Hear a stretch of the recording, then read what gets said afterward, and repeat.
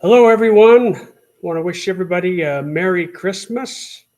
This is Truth and Consequences with Steve Aste and Roy Piskadlo, being brought to you by Main Street Media, Utah. That's mainstreetmediautah.com, or this program can be accessed by going to kmmu.org and click on the Listen Live button. I hope everybody had a Merry Christmas. How about you, Roy? Did you have a good Christmas? Excellent Christmas. Family and friends coming into town. Yeah. If you like your family and friends, that's probably a good thing. I do. I Okay. do.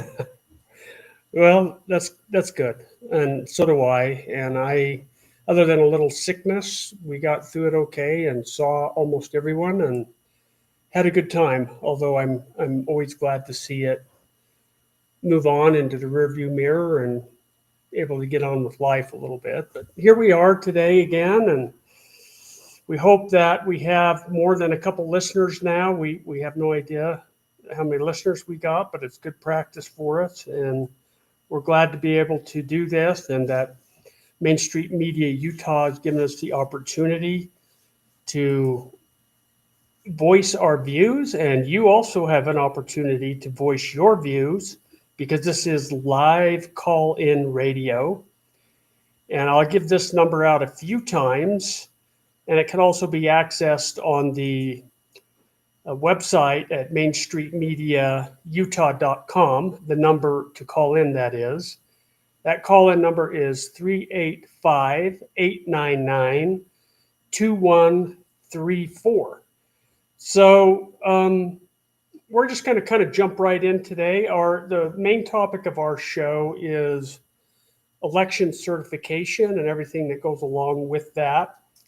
Our goal is to have fair, transparent elections here in Utah and really across the country, but think globally, act locally, as they say. And so we're doing what we can here in Utah to ensure that we have transparent elections. And what we've done so far, we'll just give a quick recap, is conceptualized an idea, Roy and I together, mainly based off Roy's background in banking and financial markets and publicly traded companies, the audit and certification processes that they go through could easily be adapted to work for our elections.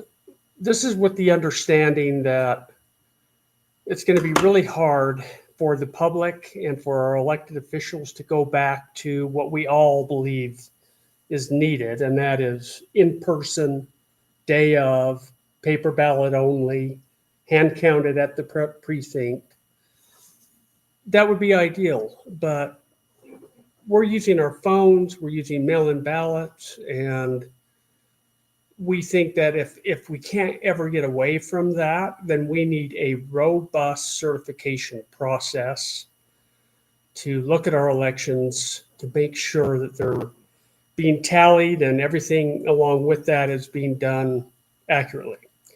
So today we're going to talk a little bit more about election certification and so forth, and we'll open the phone lines pretty soon. I'm not exactly sure when, but I'm going to start with a reading of the Constitution, specifically the 14th Amendment, the third section of the 14th Amendment, because this is where a lot of the states have been attacking President Trump and bogging him down with litigation, and in case of Colorado, actually getting him off the primary ballot.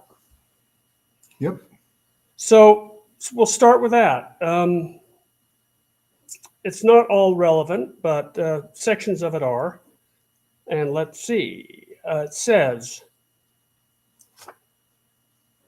Just a little bit of history. In the 14th Amendment, in Section 3, really was put into the Constitution after the Civil War. And it was designed to keep people who actually fought for the Confederacy for running for as an officer of the federal government. So it was really designed for actual insurrection, actual armed conflict. And so that, with that in mind, get going here. Okay, well that's really relevant to so many other areas of the Constitution. Just as a side note, the context in which whatever provision was written is of paramount importance. So oftentimes it takes a little more research to find out what the context of a certain provision, what context it was written in. So thank you, Roy, for that. I'll just read it. No person shall be a senator or representative in Congress or elector of president and vice president or hold any office, civil or military, under the United States or under any state, who have previously taken an oath as a member of Congress or as an officer of the United States or as a member of any state legislature or as an executive or judicial officer of any state, to support the Constitution of the United States shall have engaged in insurrection or rebellion against the same, or given aid or comfort to the enemies thereof. But Congress may, by a vote of 2/3 of each house, remove such disability. So it really makes sense, Roy, in the context that you just stated for us, having just come out of the Civil War. But as so often is the case, we take a provision in the Constitution and it's twisted to fit whatever mold, and in this case, those that want to come against and keep Trump off the ballot to fit. And it's not right. And there's so many cases right now being brought before states. And I think we talked last week about what happened in Colorado, where their state Supreme Court voted 4-3 in favor of keeping him off the primary ballot. Right. And right now, well, Michigan recently ruled against throwing Trump off of the ballot. And right now, I understand that Maine is asking the lieutenant governor or the attorney general to just rule by what's called a estoppel, to say, look, they've already been through a trial in Colorado, and you can just take what they did and just apply it to Maine and throw Trump off the ballot. This is really another way of rigging elections. We talk about the mechanics of actually fortifying our elections, but this is just another way. It's lawfare to keep President Trump off the ballot. This decision is being appealed and challenged and going to the Supreme Court. We don't know if the Supreme Court is actually going to take the case. We will certainly see. But going back to what Steve just read, Section 3 of the 14th Amendment. What's interesting there's many different ways, and Steve said, people are just reading into it what they want and then bending it to suit their purpose, which for these other people, it's throwing Trump off the ballot. There are a number of states that are starting to explore throwing Biden off of the ballot on the same grounds. The people who are doing it know that it's unconstitutional, and I'll explain why it's unconstitutional in a second. But I think that will help encourage the Supreme Court to actually take the case, because you're going to end up with a tit for tat. The last time a president was thrown off a ballot was in the Civil War. The Democrats threw Lincoln off the ballot. and that was unconstitutional. But we were shooting at each other, so it was okay to try and do that then, I guess. Well, I'm not so sure that we're not, God forbid, too far from shooting each other right now.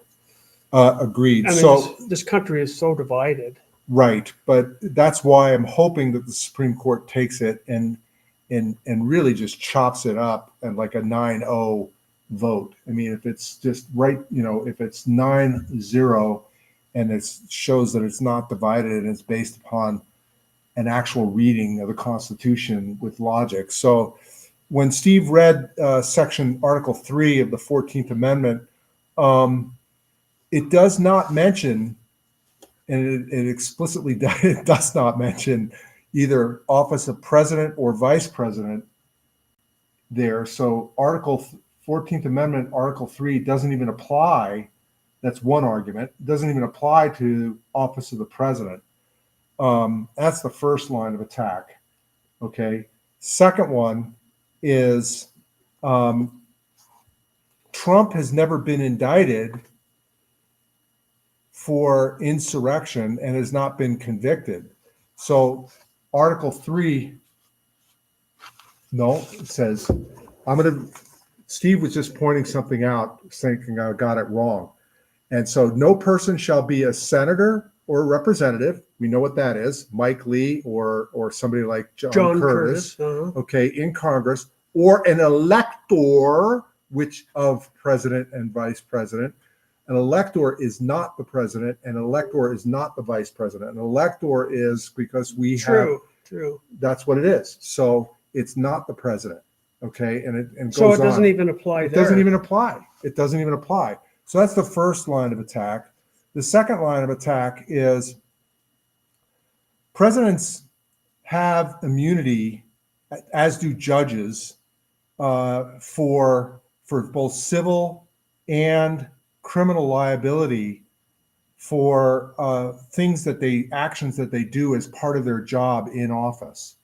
So Trump was questioning the validity of the election, which I think we all would agree that a president, doesn't matter who it is supposed to, as the chief executive of the executive branch, should be questioning certainly a federal election and challenging it if he thinks something is wrong. Isn't it interesting, Roy, that we have volumes and volumes of Hillary Clinton and other Democrats on tape decrying they're being cheated out of the 2016 election, alleging fraud, alleging that the election was rigged, and yet. Well, even going back to the hanging Chad, I mean, every election is challenged. It's challenged. It's just the way it is. This is just a selective prosecution. It's selective,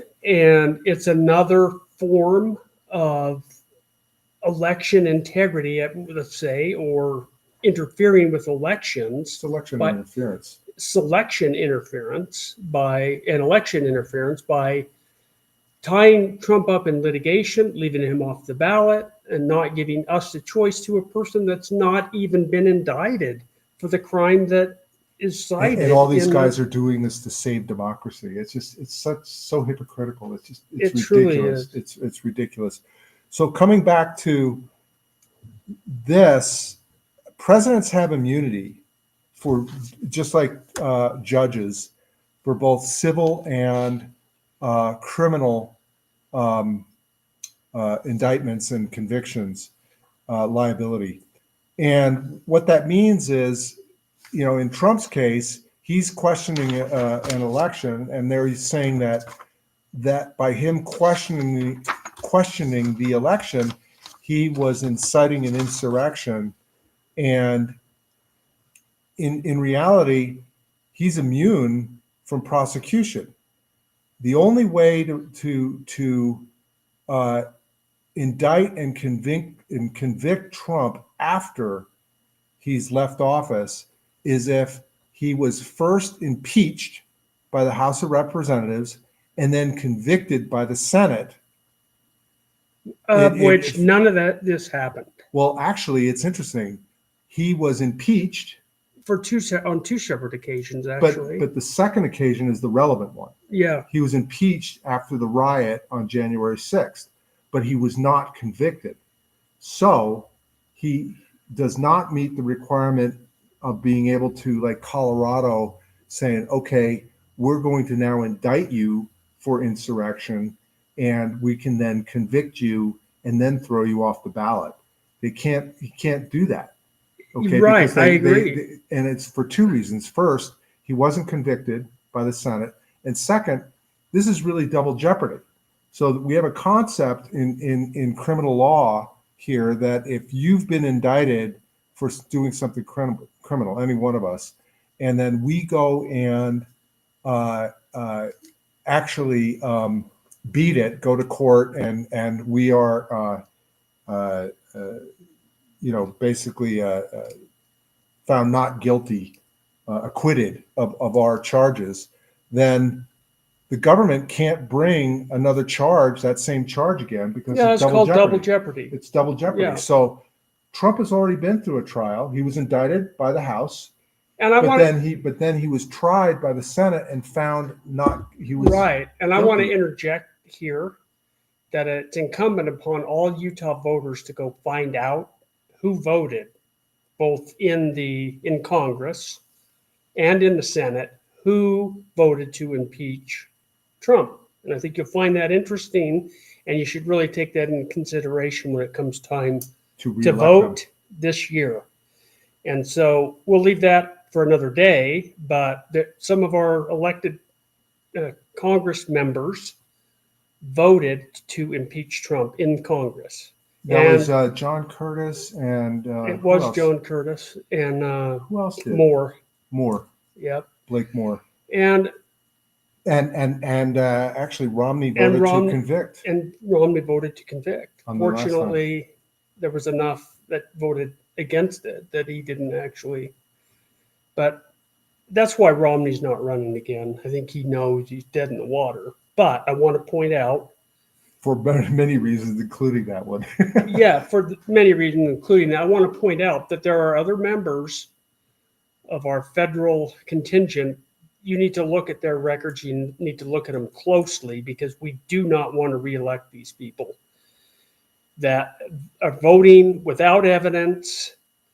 We all saw the tape on what he did that day, and he did not incite violence. He did not incite people to go storm the Capitol. I've seen it numerous times. No one can show you any evidence that he said or acted in a way to incite violence on January 6th. I've not seen it. No, Have you? No. It's not there. Not. That's because it's not there. Going back to what you were saying before, people have challenged elections over and over and over again, and that's exactly what he was doing. And for good reason, I might add. And when he asked Mike Pence, to turn the electors back to the states so that they could recertify the election, that was actually something that was permitted to do as well. And what they ended up doing was, after the fact, they passed a law that made the vice president's role in this whole process, in the electoral counting the electoral votes, something that's just mechanical and no thinking. But I think it was the Electoral Count Act of 1887, and that's what Trump was asking him to go do. And they ended up changing the law after the fact, and that's one of the things that they're hanging on Trump and as part of the indictment, is saying that he tried to coerce Mike Pence to go and turn back the electors. It's truly amazing, which is what he's supposed to do. I think that the indictment on Pence has come and gone. How long did he last in the primary race? Oh, the indictment and conviction.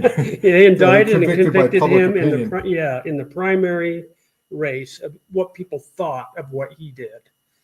So we're not stupid. We saw what happened. We saw what he did. We knew what he could do, and he didn't do it. And he didn't do it. He didn't have the stones. No, he didn't do it. The conviction. And then he had the audacity and the, what's the word? The arrogance to run against Trump when he did that. Yes. Did he really believe that people were going to favor him? Wouldn't figure this out. No, And he exited early. he exited early. And I was a Pence supporter back in the day before all this came down. I thought he was an articulate, honest person. But Well, in a way, even though what Trump is going through is maddening, it's actually very helpful because it forces the hand of these people, these Democrat prosecutors, these Democrat politicians, people like Liz Cheney. I mean, Liz Cheney was her Trump derangement syndrome knows no bounds. And you say Democrat, she's supposed to be a Republican, and she's no more Republican than Nancy Pelosi, it would seem. Worse, in my view, because she's hiding in plain sight, I might add. Now, that kind of brings me to where we are potentially in Utah, Roy, is because I don't think the Democrats are the problem here. I No. think that many, not all, but several of the Republicans in power here in the state are the problem. It's not the Democrats. They control very little in this state. I agree with you. And I agree so, with you. But it goes from state to state. So Colorado clearly is driven by Democrats. sure. But But to say that it's and I'm not saying you're saying this, but to say it's a Democrat, problem is it's not. It's a incorrect. uniparty problem, what we call the elites, if you will. Those in power at the top of both parties, not all, but many, they are the problem, and they want the power. Mitch McConnell's a great example of that. Mitt Romney is another, and I would. Steve Daines, another. I mean, we could go on all day with naming John names. Tillis, another. And in Utah, when we speak about who controls the elections, we have a Republican that's the head election official in this state, in the lieutenant governor's office. And whether she's doing it willfully or is willfully blind or just ignorant of the fact or maliciously doing it, I quite honestly don't know. I'd like to know, but I think we'll soon find out. We're going to keep pressing the buttons, and we'll get there. That's one of our next agenda items, is to schedule an appointment with the lieutenant governor and ask her some real questions and see if we get called insurrectionists and threatening her democracy. It's not her democracy; it's our republic, and it's this state and the Republicans in this state that are oblivious and or just feel like they're above reproach. And I've heard that so often in talking to some of our legislators and others, and board of canvass members, quite honestly, that it's virtually impossible that we would have cheating here in Utah. But we know better, don't we? Yes. You know, it's interesting because I've been hearing quite a bit of discussion going back to this lawfare and how to stop it, or will it ever be stopped? And until Republicans actually step up and actually do the same to them, to the other side, it's not going to stop. And even then it might not stop. I heard that Sean Reyes actually filed an amicus brief. What an amicus brief is, with the Supreme Court, so it's like a friend of the court, in favor of Trump with regard to, I think it was just the presidential immunity, because the case should get thrown out just because of that. And another one was filed, basically saying that Jack Smith himself, who is the prosecutor, yeah, for the special prosecutor for the DOJ, is was put in position illegally, unconstitutionally. He needs to be either an officer, an attorney that was approved, who was employed by the DOJ and approved by the Senate, confirmed by the Senate for that position, or he can't be put in the position of special counsel to prosecute this. What's interesting to me, Roy, is that this happens over and over again with just about every aspect of our government. They do things that are unconstitutional, unlawful, without any regard for the law or the Constitution. And the reason they do it is because there's no consequence for it, and they're not held accountable when they do things like that. Agreed. That's really infuriating to me. It's not going to change until these people are actually held accountable. Right. And how do we do that, really? I mean, how do we hold these people accountable? The Republicans on the other side need to exercise the authority that they have under the Constitution. They can prosecute, they should be able to prosecute Jack Smith for prosecutorial overreach and abuse. They should be able to do that. So but they're why not aren't we going to do that? Why aren't we calling every single one of our representatives and telling them that they must do this?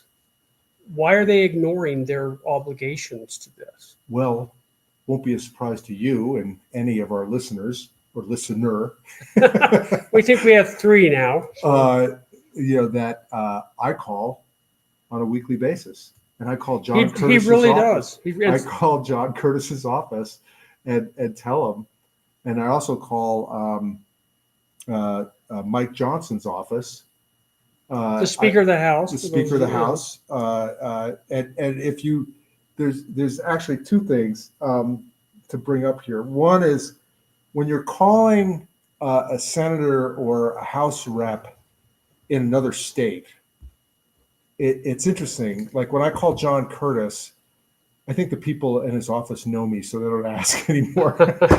But normally what they'll ask for my full name and then my zip code, because they want to make sure that I am indeed one of John Curtis's constituents.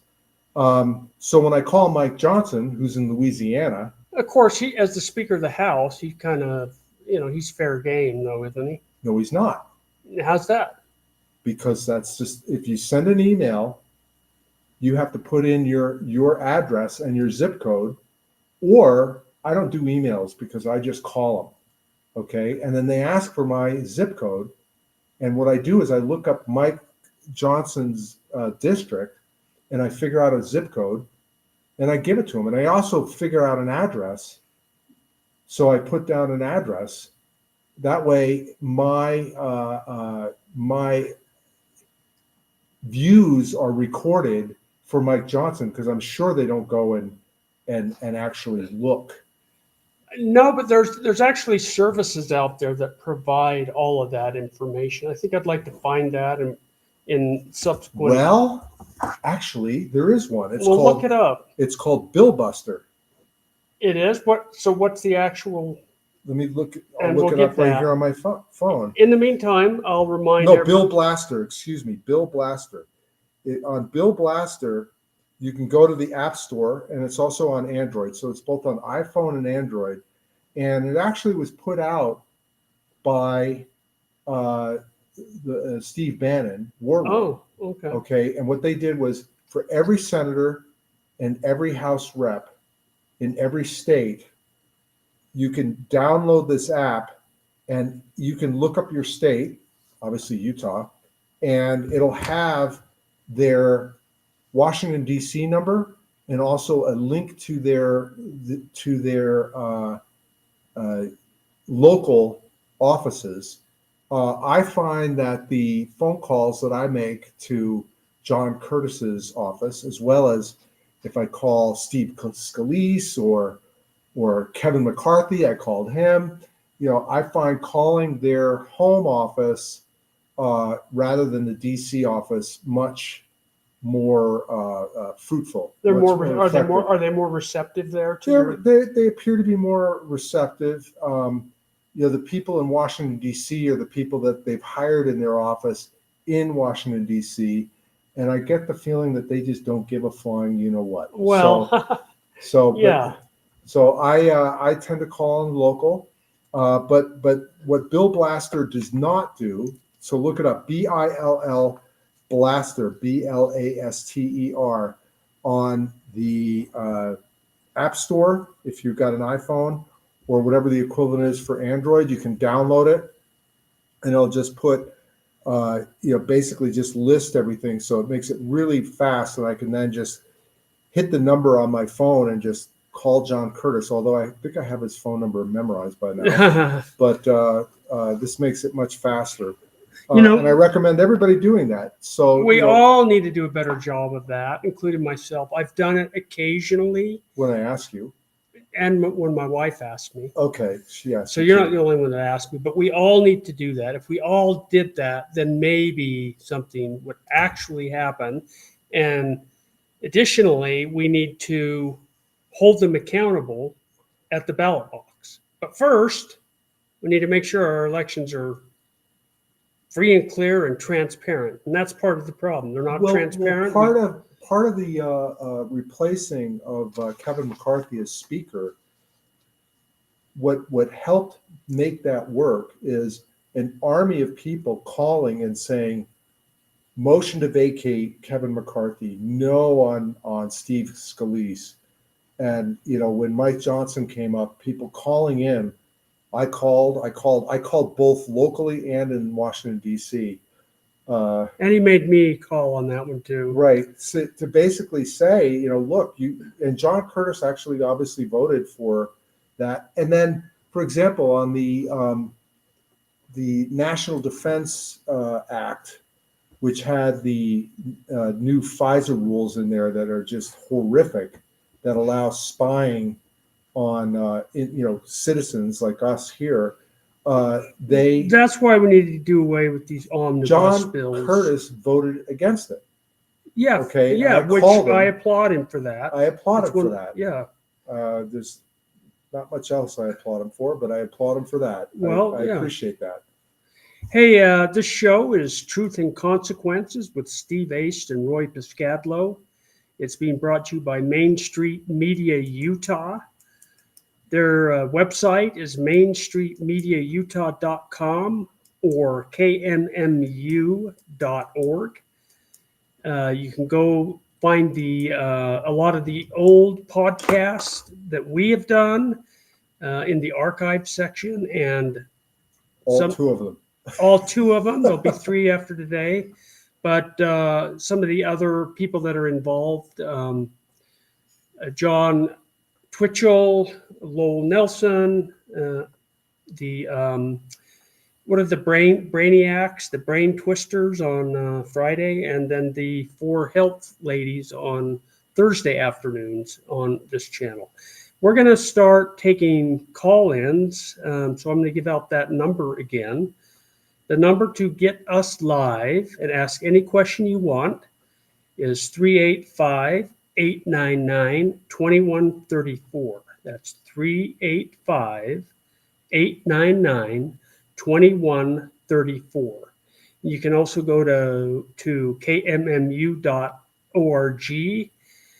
Right below the Listen Live tab, that number is listed also. So give us a call. We'd be glad to chat with you. There's a number of things. It was good that Michigan shot down, the Michigan Supreme Court shot this down. Roy, I really hope it sets a precedent for some of these other states that are starting to sue. The Supreme Court ultimately is going to have to take this case, to basically just put all the nails in the coffin that I started to explain. They need to just do an opinion, go out and just lay it all out in gory detail, the way a good opinion should be written, and before this is put to bed. I agree with you, but it also brings me to the issue of the powers of Congress, the powers of the executive and judicial branch. I wish our Congress would exercise their duly given power as the most powerful branch and actually come out with a definitive law regarding this that clearly defines in no uncertain terms, instead of having everything decided by our judges. We need to have Congress do their job and make these determinations for us. Because, and the reason it has to be that way is because they're the only ones that are directly accountable to the people. We're not able to call the judge and tell him our opinion like we are our representatives. That's what they're for. I've been thinking about how you could actually write a law. And, I wonder if it's like anti-slap. Anti-slap for everybody is if you are suing somebody for, say, defamation or for some frivolous lawsuit, the person bringing that frivolous lawsuit could be then charged under anti-slap rules, and not every state. I'm not sure if Utah has it, but I wonder if that could be done here. I'm not a lawyer. You just play one on TV? I just play one on TV, and I really do pay attention because I find, these legal problems to be quite interesting, particularly when you look at the history of these laws. It's really interesting because, you realize that what we're going through now, I mean, it seems really bad now, but imagine going through a civil war. Imagine that. Yeah. That's got to be like a million times worse. Well, and that brings us back to the point that you made about when this amendment was written and in what context it was written. And just to veer from the actual topic of election integrity for a moment, I think you have to, as I've begun to really study the Constitution, it's been made clear to me that more and more we really need to understand the context in which it was written, not just what is written in the Constitution, but what were the founders and the writers and the originators of the Constitution thinking when they wrote those words on paper. I dare say you're an originalist. Yeah, I am. I don't think it should be. Oh no, look, I'm with you on that. I mean, I think most conservatives are originalists. I think it was Obama who said that the Constitution's a living document. It's like, meaning that it should be adjusted for the times. It should be adjusted for the times, which makes no sense at all. Right. So I didn't really understand that until I, in recent months, really started digging into the Constitution, and I found out that there was a journal kept on all the discussions about any given provision in the Constitution. Mm-hmm. All the discussions were written down so you can clearly understand the context that they were written in and what they actually meant when they wrote those words down on paper. Well, if the Federalist Papers, the Federalist Papers were written by, I think it was John Adams and John Jay, and but it was actually, what's interesting is the Federalist Papers, there's quite a few of them, and if you get a chance, I recommend everybody reading them. It's not an easy read because it's written in Old English style, so you have to read it more than once.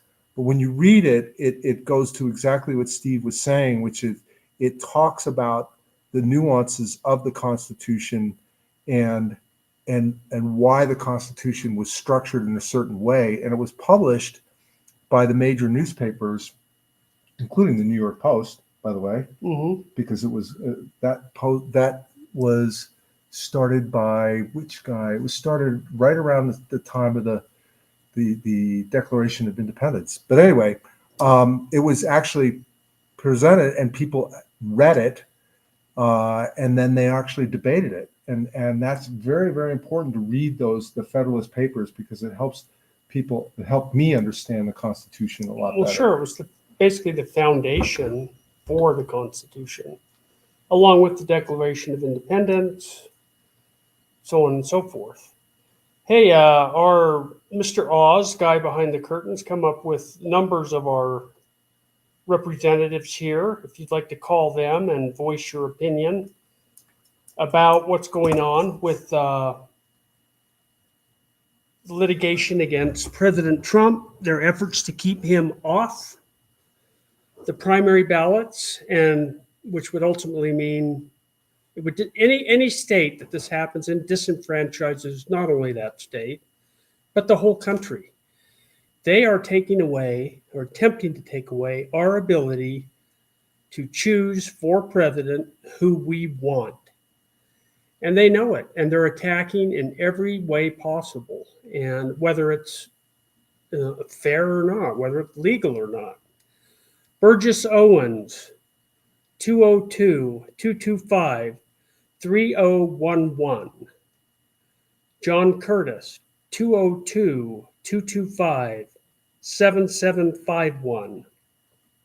Blake Moore, 202-225-0453. And Celeste Malloy, apparently there's no number listed for her yet. But we all need to get in the habit of getting more involved and talking to our legislators. I know we think it doesn't help, but every little thing we do, we'll get them with a million little paper cuts if we have to. But the key is we all have to start standing up. And that's what this radio show at Forum was set up for, is so the people could have a voice. We'd like you to call in, tell us what your thoughts are.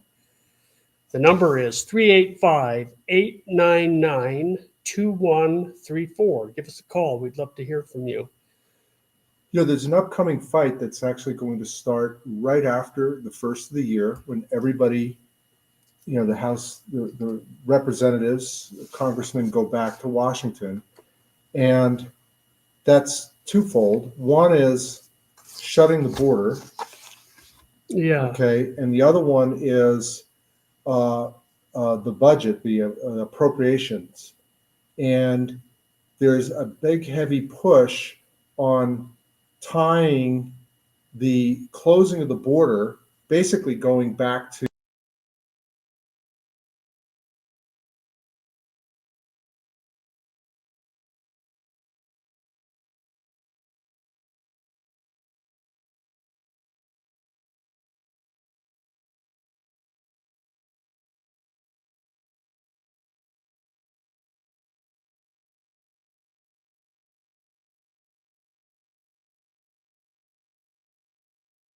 our Republican leaders should be doing is they should be passing individual bills, putting them off to the Senate, and then fighting about it with them to come. And they're not doing that. So if you get a chance, when they are back, immediately call them back, and assuming that you are of like mind with Steve and myself, say, close the border, no money for Ukraine, and let the government shut down. There's no it's not going to hurt any one of us. Social Security payments will continue to be made. It's not going to disrupt anything. Okay, just let them shut down the government if they can't pass the individual appropriation bills. Screw it. Well, let Biden do it. Other than those entitlements, Social Security that people rely on, etc., I think it's a good thing to shut the government down like that. Those payments will continue to be made. No, as you said, I realize that. Yep. I'm just saying that they act as though it's the end of the world, and they just use it as fear tactics. That it's an excuse. It's an excuse and fear tactics, fear mongering that they use to. And we need to let our representatives and senators, although Romney is not going to care, no, but that we support them if they allow Biden to shut down the government. They do not need to pass a garbage appropriations bill that, you know, we're being held hostage by shutting down our border. They just don't need to do it. Shut down our border, and then if they are unable to actually have an adult conversation on individual appropriations bill on the discretionary spending, shut down the government. Who cares? Who cares? I know I don't. I think it would be good. And so it says here, this is in a Epic Times article, that more than a dozen lawsuits have been filed in 2023 seeking to end President Trump's candidacy under the interpretations of the 14th Amendment. Just going back to that. They're going to use every tactic at their disposal to see to it that he does not get on the ballot, which is disenfranchising over 50% of this nation, and they're doing it illegally. I often think of I don't recall the interview that Tucker Carlson had with someone where he felt that if these means don't succeed, that he believes that there'll be attempts made on Trump's life. Yeah. How do you feel about that? Well, what you see with these people like Jack Smith and Liz Cheney, and so it's bipartisan. Oh, is absolutely. they are absolutely threatened. You know, the current way the government is operating is threatened by Donald Trump, because he wants to go in and deconstruct the administrative state, make our government smaller, fire people. Okay, and there's a lot of people saying, I don't want to get fired. And they're trying everything they can. And this lawfare is orchestrated. The civil suit that's in New York, the suit in Georgia, Atlanta, Georgia, by Fannie Smith, I think her name is Fannie Willis, excuse me, and Jack Smith in D.C. are all there. They're like Hail Mary attempts to get Trump off the ballot by indicting him and convicting him. And if that's failing, that is failing right now. And what are they going to do? Indict him again? Like, who cares at this point in time? They can't bring a trial between now and the end of the year with another indictment. They just can't. No, they can't. And so what's left? They're going to either cheat really hard, which is what you and I have been focused on. And they will try. And we'll get to that. We're going to get to that. We've actually got a whole list of. Or they kill him. Yeah. And hey, that's been done before, hasn't it? In the US. It has. There was actually an article analogizing Trump to Caesar, to kind of get some Brutus to come up and kill him, just like he did Caesar. I think he had that was in the Washington Post. He had a lot of Brutuses in his administration. Bill Barr's one. Bill Barr's definitely one. That comes to mind. Anyway, this article goes on to say that some of the Republicans in the U.S. House are beginning to react, and they're proposing to block the votes of any state that removes a presidential candidate from their respective ballots. That's interesting. They say they're done playing these stupid games, and by playing the stupid games, they'll win stupid prizes, says Clay Higgins, Republican Louisiana, on his social media last week, introducing a bill that says, "Have a very MAGA Christmas." Several Republican state lawmakers in Georgia have also suggested a bill to block President Biden from the ballot. Mark Piskadlo. The absurdity of the radical Democratic judges removing Donald Trump from the ballot in Colorado will be a stain on the American political system for decades. Oh, I think in perpetuity, long after we're gone. Yeah, it's ridiculous. It'll be interesting to see what history says about what's going on right now. And I'm not sure that, we need, I kind of want to, since we don't have any callers on the line is open, 385-899-2134 for anyone that's interested.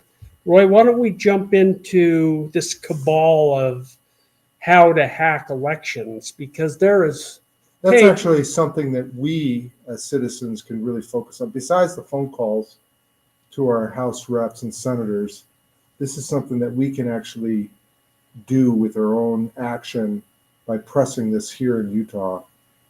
yeah, and we have to.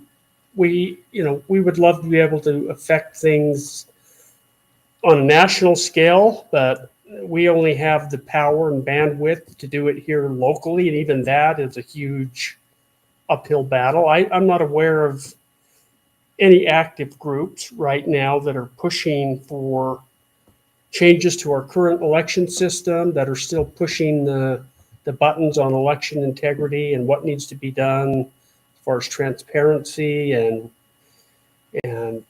loosing the records that we can see. They claim, hey, there's no election fraud here. We say, well, Don't you trust me? don't you trust us? And haven't you talked to the lieutenant governor? She's above reproach. And no, quite honestly, she's not. In fact, they go out None of of us their are. no, they go out of their way to hide this material that we need to show them that in fact there is fraud. They say show us, but then they won't give us the information. Well, when we did show them something in 2020, the overvote, Right. they didn't have an explanation. And we said, look, we can, if you give us the cast vote records and the ballot images and so on, we can do our own due diligence and figure out why there was an overvote. So why do you suspect they won't give us that information, Roy? Well, They have something to hide, maybe? there's two schools of thought. Some people don't want to give it to us because they're afraid that they will look incompetent. Okay. And there are others who I do think have something to hide. I guess you could say both are something to hide, that they're afraid to look incompetent. And, you know, that's not our intention. Our intention is to not finger point, but just take the necessary steps, put the necessary protocols in place to ensure that the people that are duly elected actually assume office. We're going to run through some of the ways that some of you know this, some of you don't, that can affect the outcomes of our elections. And a huge one is what we've been talking about, certainly, is by tying up those that we want to elect in litigation and keeping them off the ballot. That's kind of an extreme case as far as our president goes. But one of the ways is by just increasing the population numbers by any means available to them, to give them some people call it headroom, to increase registered voters so they can insert voters to get to the number tallies that they want to get to.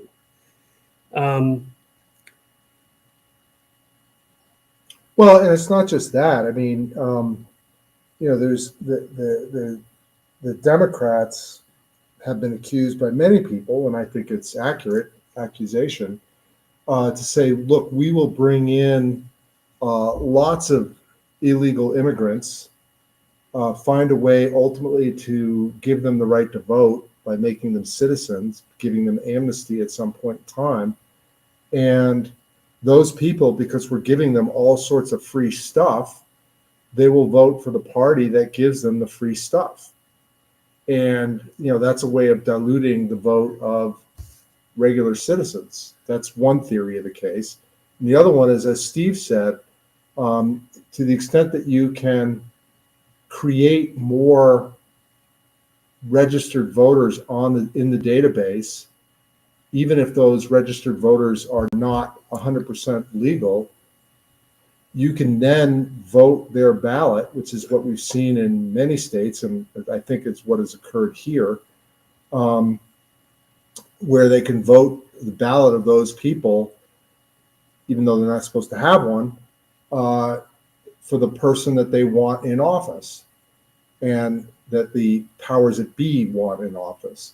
So that's creating headroom so that you can kind of manipulate the vote and basically stuff the ballot box. Yeah, and I think there's a number of ways to create headroom. Why do we think one of the main reasons that we have the open borders that we have, it's to create that much more headroom another way through illegal aliens. Absolutely. Please call in 385-899-218 no 2134, excuse me. 385-899-2134. We're talking about election integrity. We're talking about what a lot of the democratically run states are trying to do to President Trump to keep him off the ballots. And in one case, so far have succeeded, which both Roy and I believe will ultimately be overturned by the Supreme Court of the United States. I hope. We hope. We think that's headed that way. And there are some Republicans, in Congress that are starting to push back and are considering, at least some, to start making the same claim against Joe Biden. Has he committed treason against this country? Has he not fulfilled his what's primary responsibility? What's actually really funny is there's lots of evidence that he has taken bribes, and there's no evidence there from the Chinese, for example, and his policy decisions seem to favor the Chinese. Isn't that interesting? That's treasonous. That's pretty easy, and I'd people say, can make yeah, that claim, and that's basically what this impeachment inquiry from the House is going about. China, Ukraine, a lot of the other Baltic states. Mm-hmm. List too long. Now, interesting enough, if Biden is impeached by the House of Representatives, he's then convicted, and I don't think he will be convicted by the Senate. Then theoretically he could be indicted for treason by any number of states. Yeah.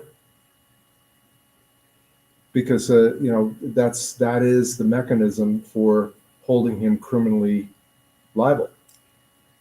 It's so obvious that this guy's a criminal, and I don't know what we're thinking as a country.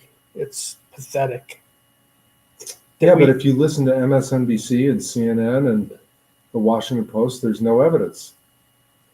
Well, I think bank records would say otherwise. Bank statements, emails would say otherwise. Many of which we've been made privy to already. Mm-hmm. And there's no evidence. How does that?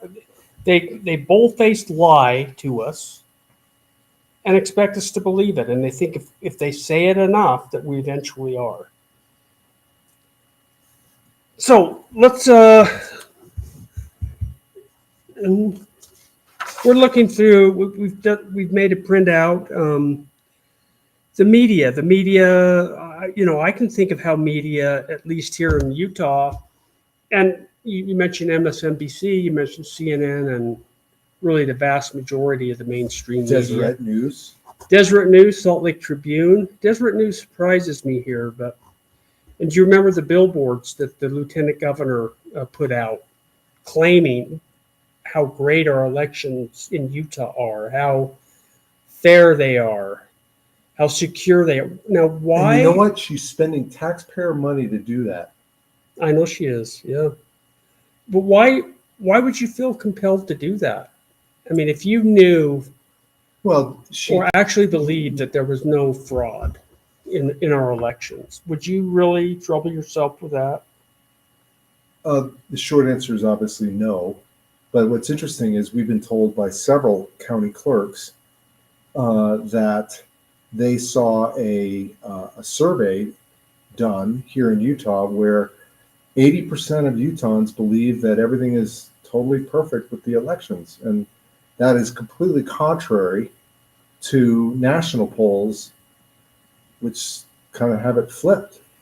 Do we think that? I wonder if that's because we've just done a lot better job of concealing it here, or are we that much more gullible here, or a combination thereof? I also think it might be the way the person that was taking the survey actually asked the question, and the population. Uh-huh. So Hey, it looks like we got a caller. We'd like to patch in Martin if he's on the line. He's here. Can you hear me, Steve? Can sure hear you. Okay, Martin, give him a shout. Hey, Martin. Hey, how you doing, Steve and Roy? Good. Doing really good. How are you doing today? I'm doing well. Calling in again. The election integrity is quite interesting. How we have Colorado has done their best to remove President Trump from the ballot, but now we have Michigan, where they presented a similar case, and the state of Michigan said it's okay; he can stay on the ballot. And what's even more interesting, Michigan has been a Democratic state and a much deeper blue than Colorado has been. Makes you think a little bit. yeah, it's interesting. The decision in Colorado was I think it was 4 in favor and 3 against. I believe there's It was. It was 4-3. 7 justices, and the 3 dissenting justices that wrote scathing opinions, just saying this is insane. What are you guys doing? And it's just the 4 that voted in favor had to stretch so much because I read their opinion. It truly is amazing, and I think that the people in Michigan saw that. The judges in Michigan saw that, going to your point, and saw the backlash from liberal lawyers like Alan Dershowitz and Jonathan Turley. And I mean, it's just very few people coming out with realistic arguments in favor and supporting what Colorado did. It's amazing. And I think a just public opinion really helps with these justices, I believe. Yeah, I agree with you. Martin, what do you think? I mean, I do think it's public opinion. Otherwise, I think Michigan would have gone the other way if everybody came out and said, "Yay, Trump's off the ballot."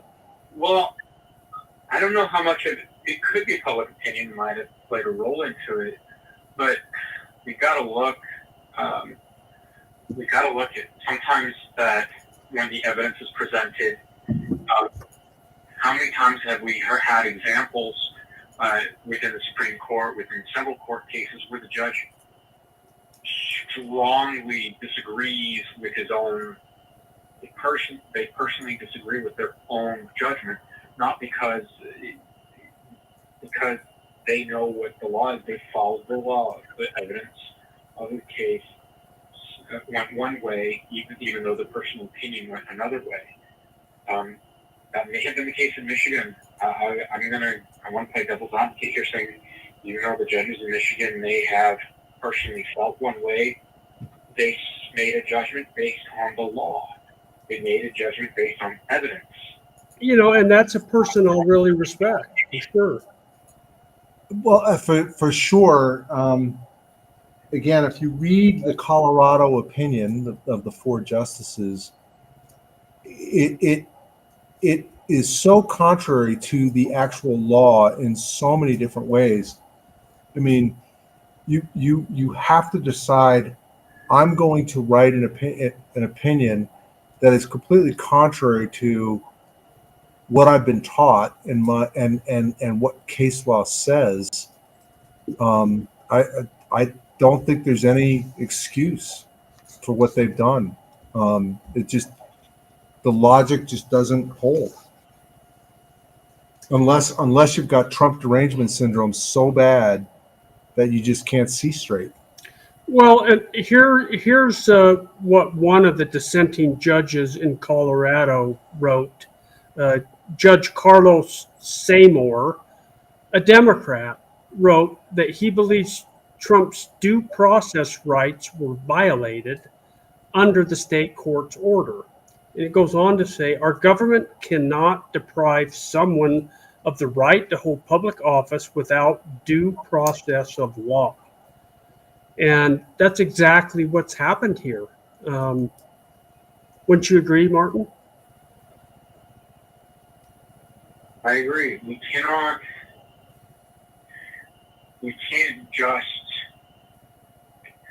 have to follow the rule of law as the evidence presents itself. We can't, there are times that has to be followed. We look back at one of the reasons that the Articles of Confederation fell apart is because each state was doing whatever they wanted. And even within the state, we look at some of our founding fathers within that, from the time that we had our actual Constitution, we had our the Articles of Confederation was very weak.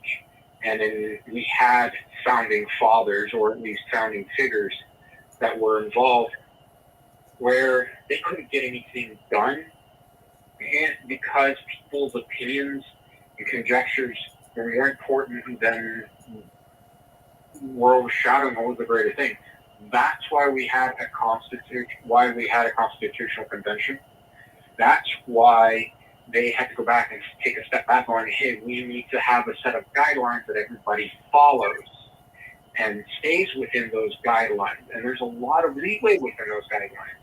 But we can't just make things up because we disagree or want to force a thing, because it sets us back several steps back.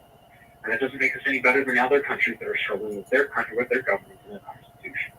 We have to follow the law. You got that right.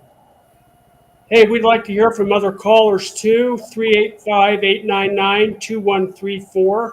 Martin, I want to divert a little bit from our current topic.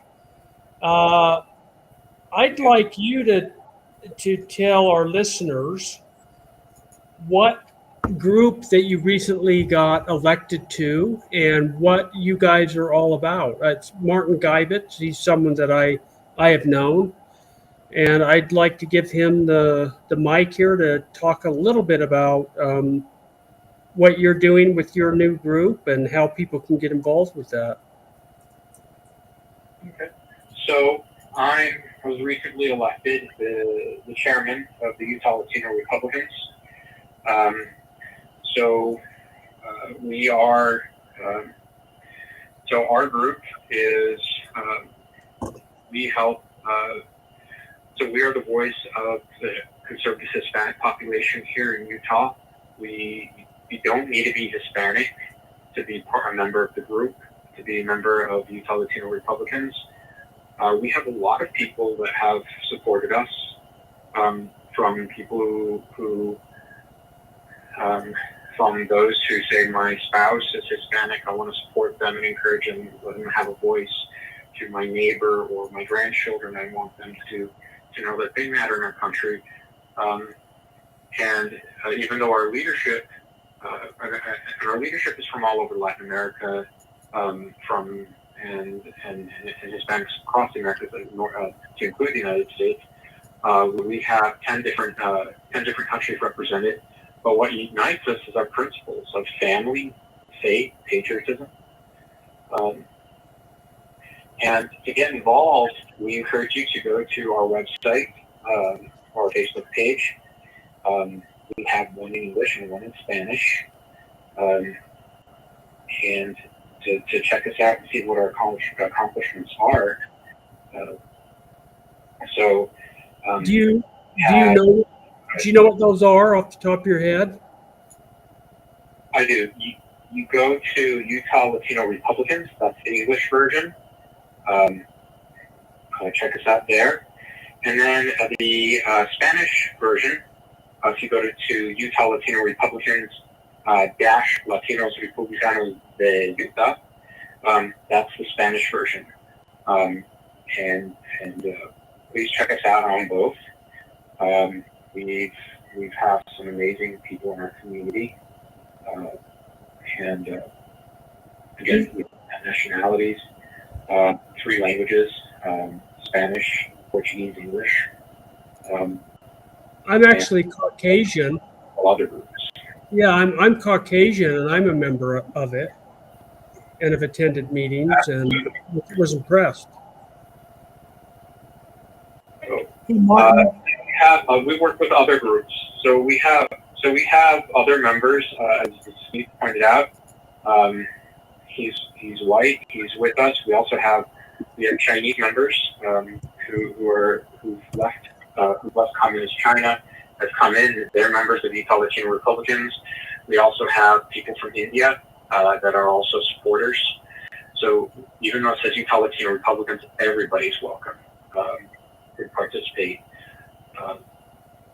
And so, most importantly, regardless of the name, we're all Americans, and Right. we share the same values. We want what's best for our families. We want to make sure there's food on our table, clothes on our back, roofs over our head. We want to make sure that our families are protected and that the family stays the central unit of our country, of our state. We want to make sure that we are able to provide for our families. And then many members of the group have come from countries that did not have the same freedoms. We have a lot of Venezuelans who once upon a time came from one of the most prosperous countries in the world to now one of the most despotic and most impoverished nations in the world. And that happened in 10 years. Like Venezuela, yeah. well, that's what he's saying, Venezuela. Yeah. Yeah, Venezuela's bad. Nicaragua is also Argentina. coming under the communist yoke. And then right now there's people holding the breath on Brazil, because Brazil is a very important country, not only to Latin America but to the world. So we'll see what happens there. Hey, Martin. People from Peru, Bolivia. Yeah. Yes. Hey, Martin, I got a question. I mean, obviously, you've got there's all sorts of people can join your group there and participate, but it seems to be heavily weighted towards Hispanic people. Let me ask you a question, because I mean, you have the pulse on that community. What is their take on the open borders policy that is of the current administration? I mean, is that something they support because they want to see, more people like them or their family members move in, or what is their view? For many, I can't speak for all, but I can speak for many. We believe a strong country deserves strong borders. We're not looking to shut down the borders. We're looking for viable options. One of the reasons what makes the United States great is security. We want immigration, but we want it done right. We want, because, I mean, that's part of the reason. So some of the signs that things were about to go bad, look at Venezuela, we'll go back to that as an example. The fluid borders, we saw where the lack of border security did affect the national security. Look at Venezuela, they were having incursions from communist insurgents from Colombia coming in. So we want strong foreign policy that does encourage legal immigration. We want immigration to be beneficial for everybody. We want to have a country that provides security, and part of that security is a secure border, and a strong economies, in not only in the United States but throughout Latin America. So having people flow through the border is not helpful to anybody, because many of the problems that we look at Phoenix had some serious crime issues because there was some issues with the border. At the same time, there's the way they handled it. I'm going to be very specific.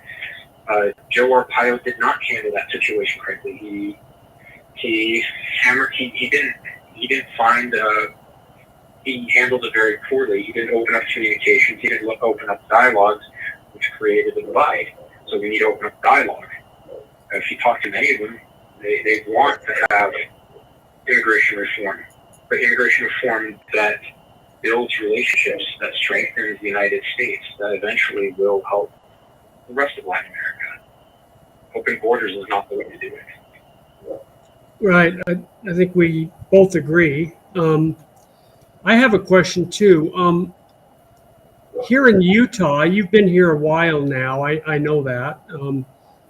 Are you finding that more and more Hispanics are beginning to gravitate toward the Republican Party in larger numbers than in past years? I'm seeing a lot more Hispanics Hispanics are traditionally very conservative. They're very family-oriented, very faith-oriented, very hardworking people. And I think many of them do have those principles, and they see that those principles are in the Republican Party. We need to build those bridges, those relationships. As we see those, as more and more build relationships, more do lean towards the Republican Party.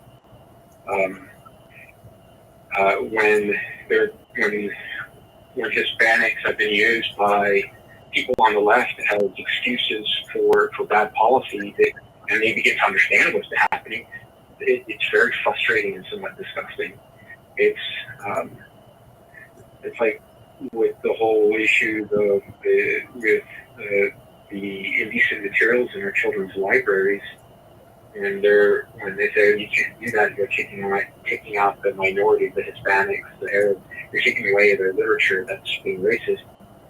And then when many of them understand how their name is being used or how they're being categorized, they get really offended because they're very family-oriented group of people. They protect. I mean, no parent, regardless of language, regardless of culture, is going to want to harm their child or have their ethnic group used as an excuse to fulfill someone else's agenda. Yeah, and it seems like that. Well, I guess it really leads to another question. What can we do to inform the Latin community that their principles really do align more with the Republican Party than they do the Democrat Party? And what kind of outreach is your group doing, if any, right now? I know it's a relatively new group, but to bring in and educate more Latinos as to what the Republican Party is really about. Building relationships, it's building bridges.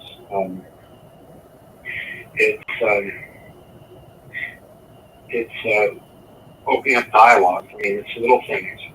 You let people know about the Republican Party and about their values. I mean,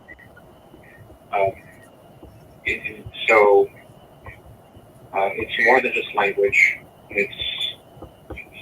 It's relationships. We need to build those relationships. It has to be a two-way street. We need to have those relationships. Make it clear that those relationships are going to happen regardless of the election outcome or the election cycle. That their opinion matters. That they are truly wanted within our party, within our state, to participate. That they want to be. That people want to listen to them. We've had many of our elected officials come sit down and walk in and then come in to have dinner with them. And sometimes, many times at their own expense. We've had that a few times. We've had some of our officials go in and speak and listen and go to the churches and just be open to listen, not necessarily say anything, but just listen to what is going on. That's what we're looking to establish and to keep up. It's sharing our values. Hey, we care about our kids. You care about your kids. We care about many Hispanics, many minorities are very entrepreneurial. Saying we believe in hard work. We believe in hard work. We believe in keeping what you've earned. We believe the same way. And then things like that. And those values. And then you'll find that many are very grateful to be in this country. We need to encourage them beyond. Many more toward citizenship. There's more to just want the citizenship is a major milestone in their journey here in America. But also help them invite them to caucus. Autumn said, "Oh, my English is not that great." Who cares? Let's just say, if you can talk to me, if you can have an immigration interview, you can definitely help out. We'll help you. We'll teach you. Just being open and just build valuable relationships that last, regardless of the outcome. That they have a voice at the table. Encourage them to participate. Let them know that they can meet our leaders from the local to the state to the federal level. And in some cases, some of our elected officials don't sound Spanish. We'll try and Hey, Martin. What you're describing there, do you see parallels with other of the movement that you just described? Are you seeing similar types of movements in, say, for example, the Black community?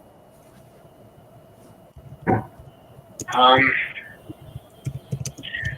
Black community, I don't have a lot of experience with, but I've seen with other minorities.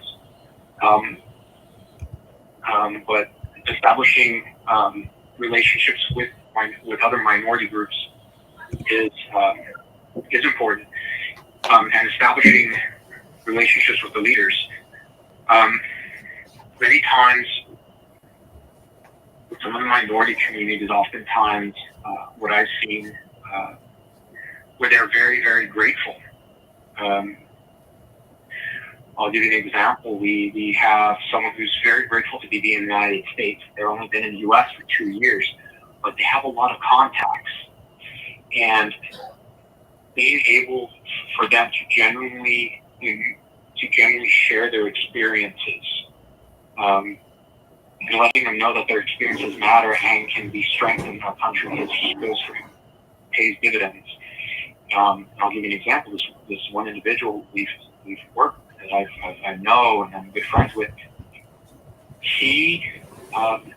Dinner is a huge thing in many cultures. They invited us to dinner and many of our leaders to dinner, and they talk. Just allow them to talk, and also let them know that it's a two-way street. That we want to listen, but at the same time, we want them to speak for themselves. We encourage them, like, if you want our support, if you don't want to have this conversation every 2 years, every 4 years, you have to get involved. You have to volunteer, or you have to do more.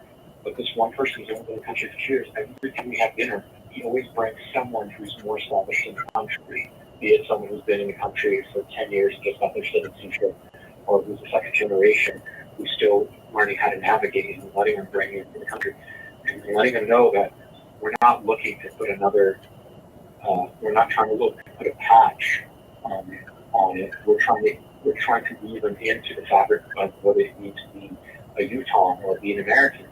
So that pays dividends. And just let them know that we genuinely care about them, and that we share their values of family and faith. And they are coming. I've seen that happen with different groups. And they will let them know that whatever contribution they can give is valid and they're grateful for it. Yeah, I guess my impression of the Black community in general is that, like Hispanics, they're actually pretty conservative when you actually go and talk to them. And I do see least what I'm reading, because there's not much of a Black community here in Utah, but I do see people in the Black community going more and more towards Republican values, particularly males, Hispanic males, and Black males. And I think that that's important, obviously, not just in terms of winning elections, but in terms of changing the narrative and changing the conversation. And as you just said, Martin, helping these people come into the discussion because their voice does matter and they can make a difference.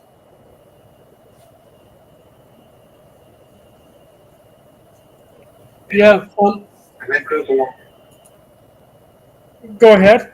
Yeah, I was going to say, Steve has been part of that, has been part of those efforts as well. We've sat together and with friends and discussed our values. We have a lot in common.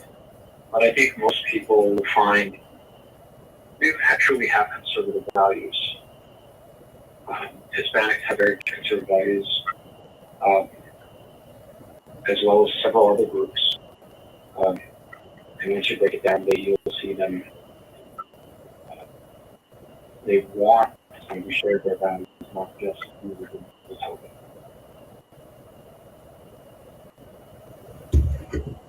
Yeah, my daughter-in-law is Russian, and she's only like 23 years old, and I'm just blown away by her conservative values. You'd be surprised. I think everybody would be surprised how strongly conservative she really is. I think more people. I'm not exactly sure how to say this, but just educate themselves. They've been lied to believe that they're more in line with the more liberal party, when in fact, if they really knew what the principles were for the Republican Party, and I'm talking about true Republicans, because my beef, quite honestly, is with, especially in this state, it's with the rhinos, which pretend to be Republicans and aren't. It's not so much with Democrat values. Democrat values are what they are, but Progressive values. progressive values. Because I would say that even the progressive values are not even like JFK, RFK Jr.'s values. I mean, he would tell you that the Democrat Party has left him. And I would agree with him. I mean, the Democratic Party that I understood it to be just a few years ago has been left behind by the far left liberal progressive group that essentially has brainwashed a number of people into believing in their set of values, or the values that are essentially non-existent. I mean, one of the things, Martin, that's amazed me, it's veering off course a little bit, is all the people that have come in support of the Palestinian people and Hamas in particular, not so much Palestine, but Hamas, when many of those people would be killed for who they are by Hamas, just by the nature of being homosexual or identify as something else, or all the things that they love and hold dear. Hamas has pledged to kill people like that, literally kill them, and yet they're supporting them. You got to look at Hamas. They've been working at this for a really long time. The first victims of Hamas were Palestinians. When Hamas, and they use a very similar tactic that we're seeing now with a lot of the progressive. Hamas comes from the Muslim Brotherhood, which is an outlawed extremist political organization in Egypt. Well, it's a Sharia law, yeah. So you look at what's going on in the Middle East and a lot of the problems. The Muslim Brotherhood has been a problem. Going there, when Egypt started arresting them because they were trying to subvert the government, they spread out. They went to Palestine, they went to Syria, they went to Saudi Arabia.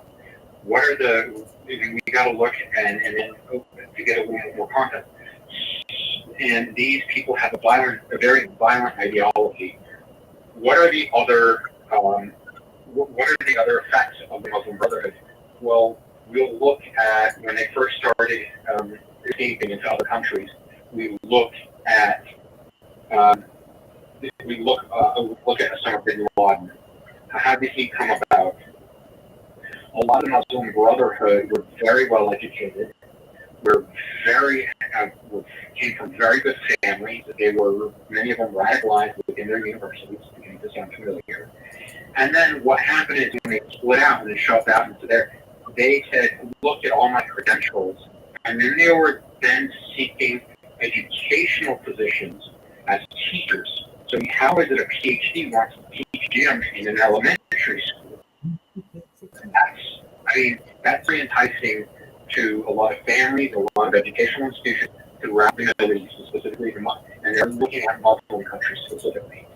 And that's where we get into the radicalization of a young Osama bin Laden, who was a gym teacher who was a member of the Muslim Brotherhood.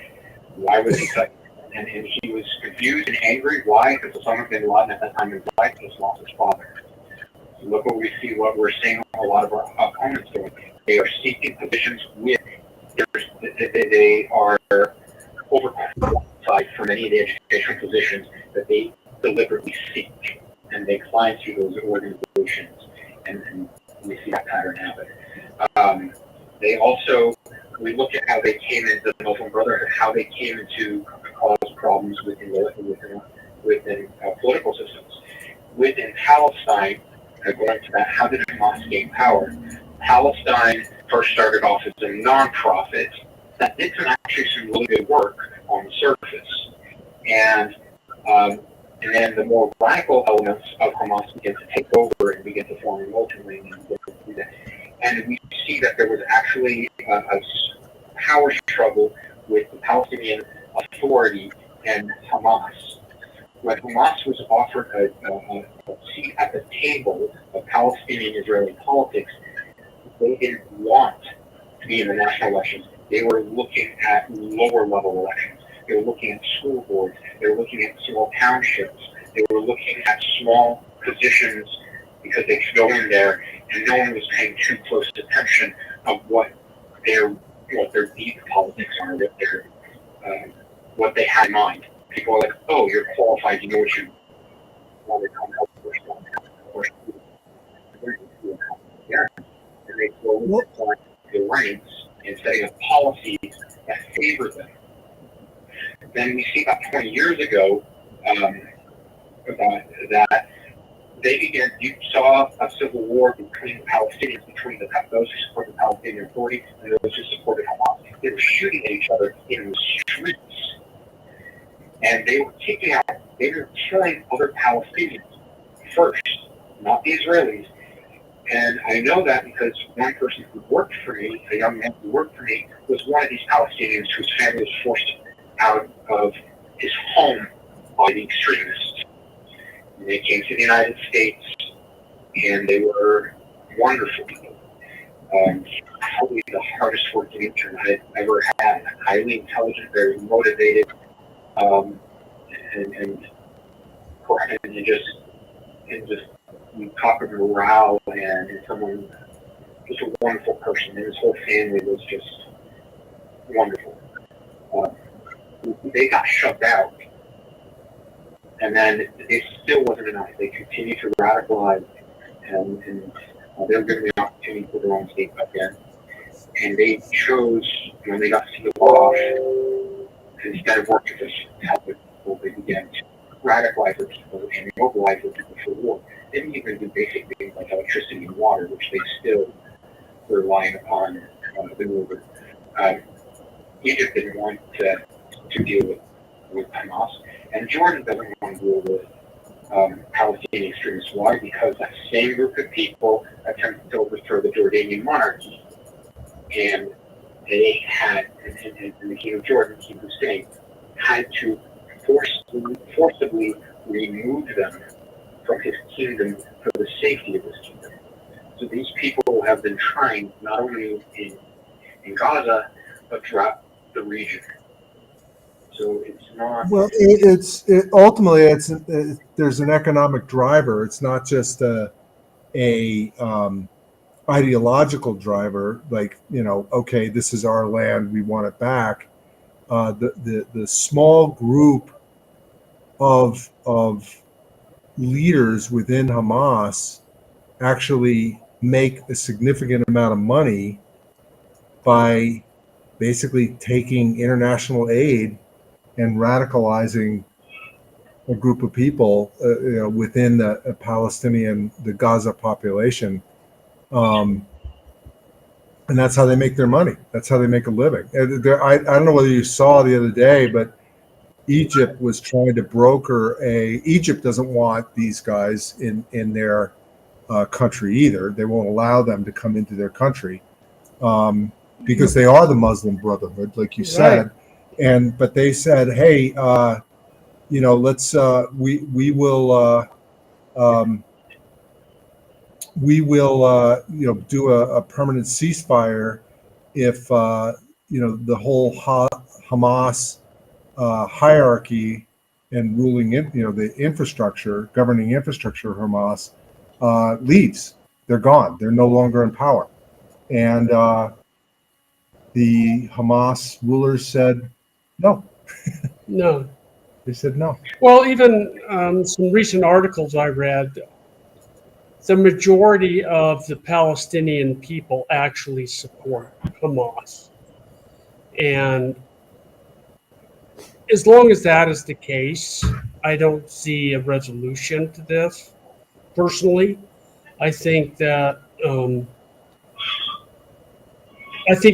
the Israelis need to keep going no matter what the pressure is from the world to completely eradicate this group, or they will have just continued problems that they've had for 2,000 years with them.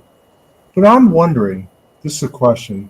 I don't know whether you guys have seen people say, do you support the Palestinians and the Gaza people? And this is somebody doing an interview here in the United States.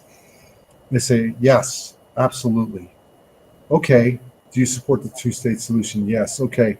If you do, I want you to make sure that you understand what you're signing.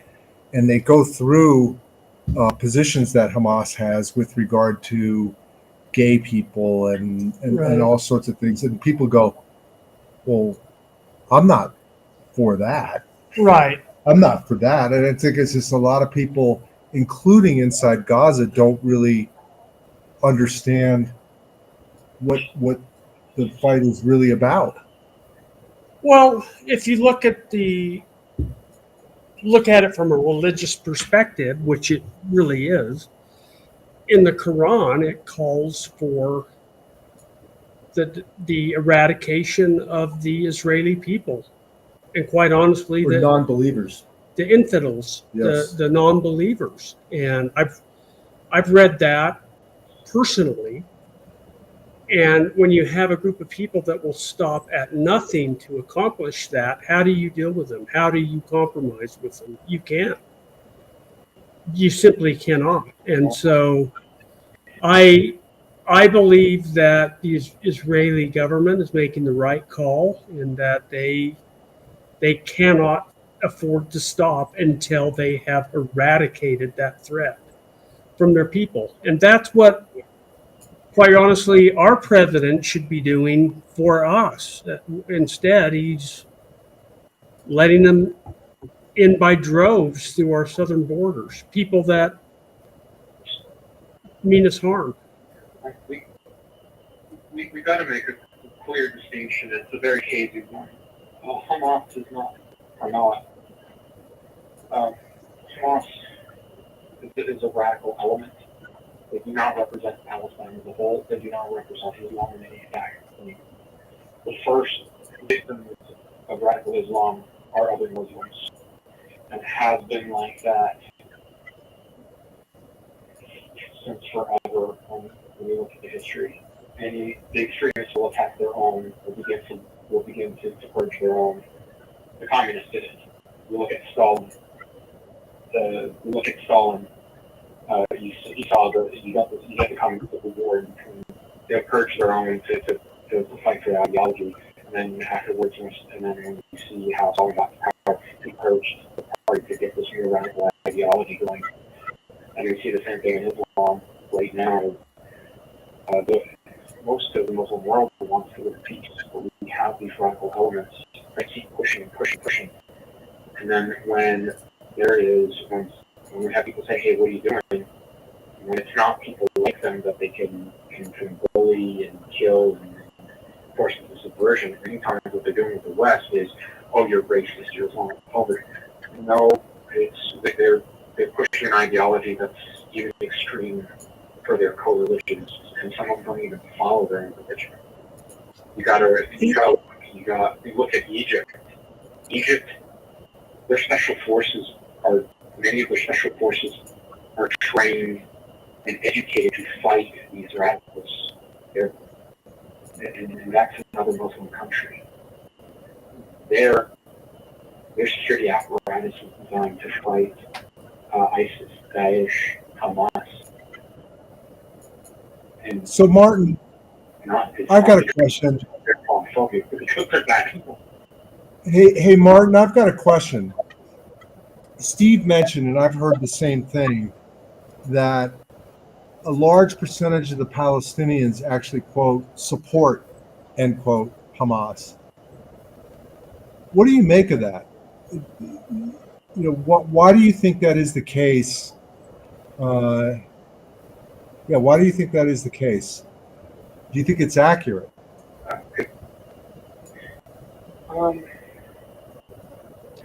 It's okay, Martin. You can disagree with me. No.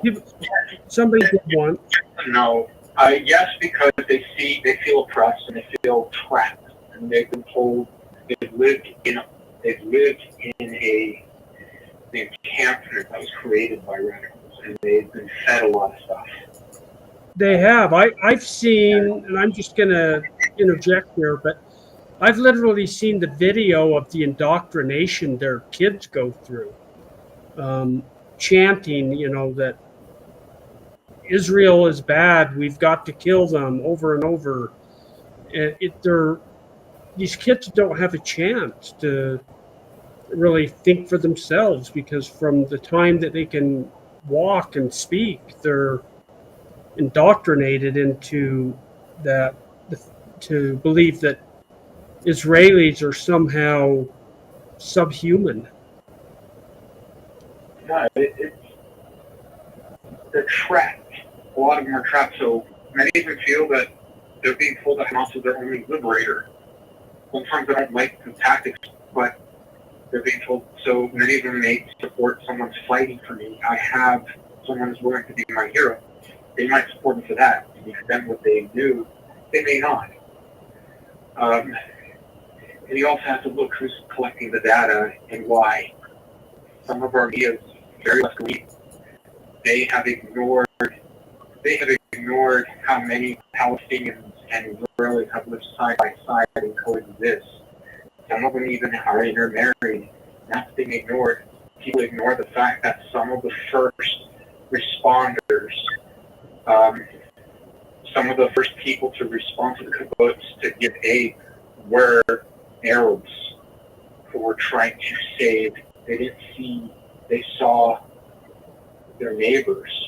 Some of the first IDF units were Bedouin, were Arabs who were responding because the country was under attack. They didn't see the same. It's like one of the first successful attempts to repel the Hamas attack was an Arab commander, an IDF Arab commander. People don't realize, and the thing is, you got to realize, the Arabs don't have to serve the Israeli military. They don't have to serve the IDF. Those who choose to serve the IDF do so by choice. and do so willingly, wholeheartedly.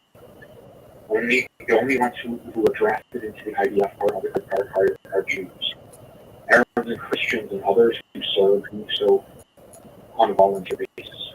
And there's quite a few Arabs in the IDF. Some of the first units that go in and scout in Gaza were Arabs. People are not being told this, or they're conveniently forgetting. Where I was not aware of that personally. How can a person obtain that kind of information? You're going to have to dig for it. You're going to have to dig for it a little bit. Some of it can be found in YouTube videos. You can Google it, which is kind of interesting. I VPN. I choose a VPN because sometimes Google does not let you find this very easy either. But just look at Bedouin IDF or Arab Israelis. Sophia Khalifa, I believe, is a Palestinian who is an Israeli Arab, and she talked about her experiences living in Israel as an Arab. Look up. You'll also find interviews. You can look for their Arab-Israeli interviews. Those can be found. So I would look those up. I can give you links. Those two.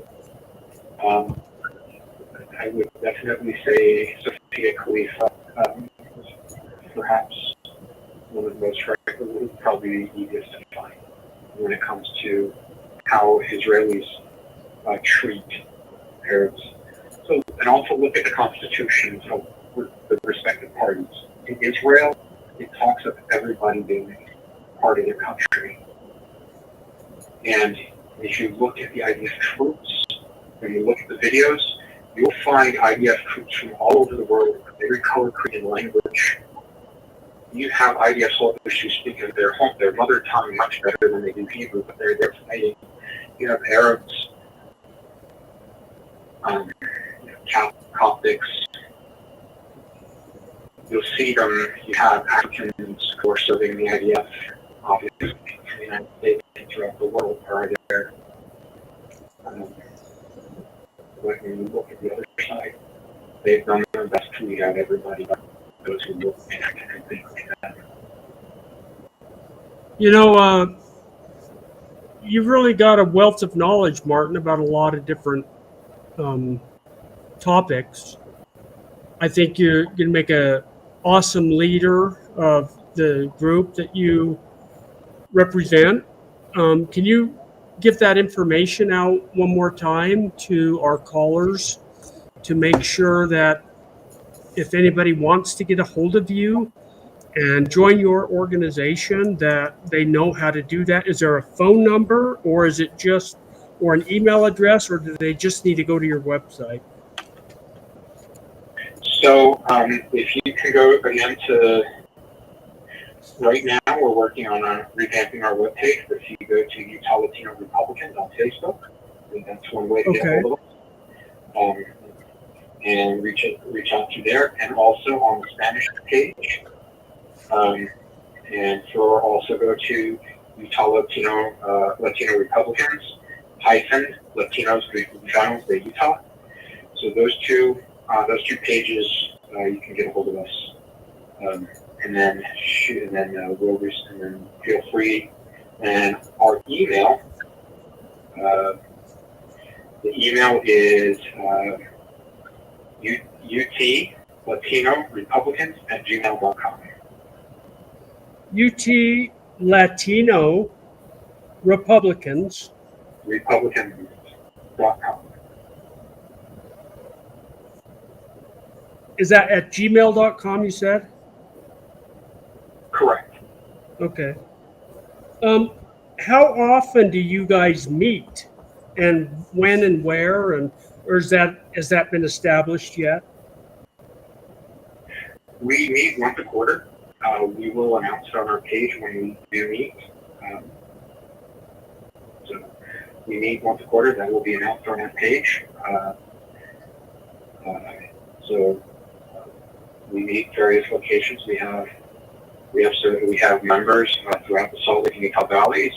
We have people in the Cache Valley, as far as Washington County, that are involved. Yeah, I'd like to arrange a time we can have some of the people that have joined your organization on our show. I happened to be there when the officers, such as yourself, were elected to office, and there was several people from Peru. There was a young woman from Cuba that was elected to your board, among others. And I think their stories would be really compelling to have people listen to. Maybe we can reach out and get them on the show sometime. Absolutely. And you have some wonderful people that have some wonderful stories. Why this country is such a wonderful place to be, and why they chose, why they feel that their values align with the work. You know, someone once said, and I've heard it repeated numerous times, that how do you know a country still has a lot of value? And are there people leaving the country, or are there people still trying to get in? And I think we know the answer to that here in the U.S. And although we talk about a lot of bad things going on here with our elections, with people being indicted without cause, and police state taking over in many cases, and all the other the indoctrination of our kids to the education system, and men thinking they're women and trying to get into women's bathrooms and all sorts of things. The good still far outweighs the bad. And to hear stories from some of the people in your organization is always encouraging, I think, and because they just want freedom, right? There's the opportunity to be anything you want in the United States. I met one man who's had to rebuild himself 3 times, and he's able to do it in this country. He came to this country with nothing. Within a year, he opened a restaurant. He lost his restaurant a few years later. He had to rebuild again. He helped someone else build their business. He was a partner with them until they forced him out. And then he rebuilt himself to be one of the most successful men I know. And this country allowed him to do that. We have, and that story repeats itself over and over again from the very founding of our country to the present, where people get to be someone else. They're not locked into, or they're not forced to be someone else. Their birth status, their education, it does not hinder them from being something greater than they are. And we can reinvent ourselves, something that is also much easier to do in the United States. People can change. They have the opportunity. They're not locked into a career where they have to stay on that path. They can redo it. We have, if you look around you, you'll see that over and over again. We have a very successful grocery store chain here in Utah, Metro Market. Their owner and founder started off bagging groceries for someone else. Now they're the ones who own the stores. Not stores. That's the American dream. And unfortunately, a lot of the people that were born and raised here don't even know what that means. And they don't even know what it means to be free, and it means to be able to do and choose your own career. And all they want to do is complain about this country. And it would be very refreshing to hear from people that have made that journey to come in here and that truly living the American dream and appreciate what it is they have in the United States of America. You know, I've spent probably more than 60% of my career working outside the United States, and it helped me create a perspective of it helped me understand my own country in ways that I never could have seen if all I did was just spend everything all the time here working. Right. And I think that I wish that every American could spend some time outside of the country, because the grass is sometimes greener on the other side. And if you actually saw the country from afar, I think things would be a lot different. I don't think people would have those same views. I agree. And it really kind of pisses me off, you know. Martin, I have, I got some Utah supports Israeli signs for my yard. They've been stolen and vandalized 4 times now. 4 times for saying Utah supports Israel. And those very people that are stealing those signs would likely be killed by Hamas for what they believe in and what they do here in this country. And it boggles my mind how ignorant these people are. And it's shocking to me that no matter what we say, we cannot seem to wake them up from their slumber and their ignorance. And that, in part, is what we're trying to do here on this show. And it also pisses me off that this country is so underappreciated, and it's falling apart right before our very eyes. People complain about it, and yet they won't do a damn thing about it. They won't stand up. They won't get involved. They won't speak their voice. I have an Israeli that lives across the street from me that won't put a let's support Israeli sign up in his yard because his kids are embarrassed about it. And they're Israelis, and they were attacked. And babies' heads were lopped off. And they won't even put a sign up in their own yard because they're worried that somebody's going to not like them for it. I'm just really struggling to understand. So I've recently, I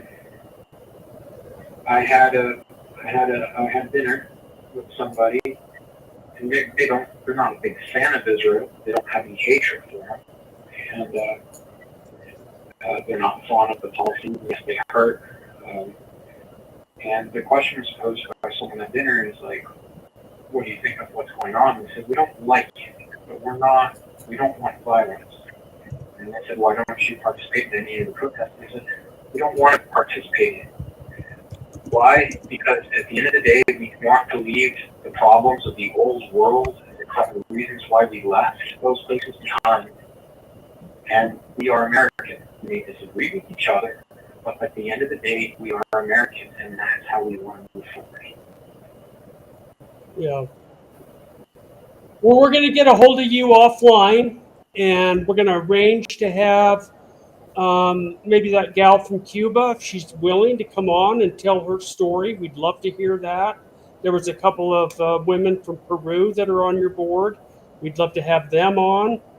And I see that we're out of time now, Martin, but we're very grateful for you and all the knowledge that you have and everything that you do in our state and the involvement, your willingness to get involved. I know that I personally am very grateful for that, and I'm glad that you called in. We've kind of hit our 6 o'clock cutoff time, but I hope that you keep calling in every Wednesday from 4 to 6. That's when Roy and I are on. And look forward to speaking to you on a lot of topics that relate to this state and and the nation in the future. Absolutely. I'm grateful for the time that you let me speak and for our conversation. Maybe look forward to future conversations as well. Yeah, well, spread the word out to your group, give them this information, and maybe we can get some good listeners in there and get their perspective on things and have some good dialogue with them. So, thank you, my friend. Thank you. Thank you. And, Merry Christmas and Happy New Year. Merry Christmas, Happy New Year. Thank you so much. Okay, we'll talk to you soon, Martin. Bye-bye. Well, everyone, this is the end of our third Episode. We're grateful to Martin for calling in. He's a wealth of knowledge, and he is someone that seems to know everybody in the community. And boy, he's very involved, and I appreciate a person that's willing to do that. And I appreciate my co-host, Roy. He's awesome. He's a super smart guy, a wealth of knowledge. I couldn't do this without him. He's a good partner to have, and I appreciate him. And we'll speak to everybody next week. And don't forget to call in from 4 to 6 o'clock on Wednesday afternoons. This is the Truth and Consequences Show with Steve Aste and Roy Piskadlo, presented to you by Main Street Media Utah, signing off. Thank you very much, and Happy New Year.